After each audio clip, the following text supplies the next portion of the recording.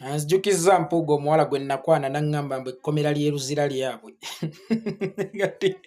Naye okweteekako lamba mu y'omu ku b'obuzaava abagenze mu Amerika okwobuzavinga okulonda kwa Amerika. Nsese n'engwa n'eri bwe nti Amerika eronda etya? Yo Uganda eronda etya? Bwe kuba ng'okulonda kw'ensi ezebbiri kwa njawulo nnyo, mbuulira ate Amerika bw'ekima obuzaava nti Uganda agenda awobuzavinga eby'omu Amerika, awobuzavinga ebiki by'atamanyi, awobuzavinga ebiki by'atategeera.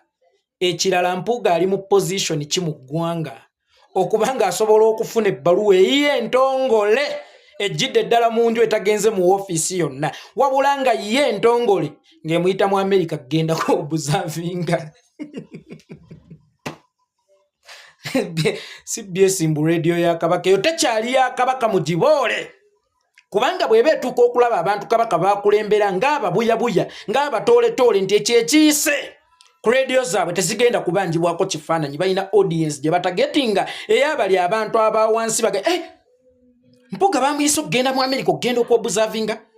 Ekitegeeza bannange bamuwayiriza omusajja nga teyabba, kubanga Amerika ng'eggwanga teryagala muntu mubbi. Bannaye Kyagulanyi yawaayiriza omusajja, bannange Kyagulanyi yawaayiriza omusajja kubanga biyitidde ku ddoboozi okutabanjibwako kifaananyi. Abantu ba Kabaka temuwugguusibwa.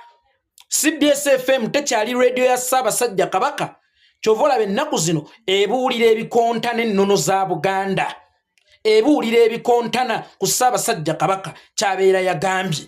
Kaakati baabo bazungidde mu kulonda kwa Amerika ne weebuuza obuzaava nti kyono gwe bagamba nti atuuse oba agenze ku obuzavinga kulonda kwa Amerika nga n'okulonda kuwedde nga n'omuwanguzi yalangirirwa dda yagenda ku obuzavinga ki. Wali wano Mpuuga mu loogiza wano e Nairobi, waliwo ngambye nti amulengeddeko. Wali wano Mpuuga ali mu kudigiza e Nairobi, ali mu biwalajjana ali mu kudigiza.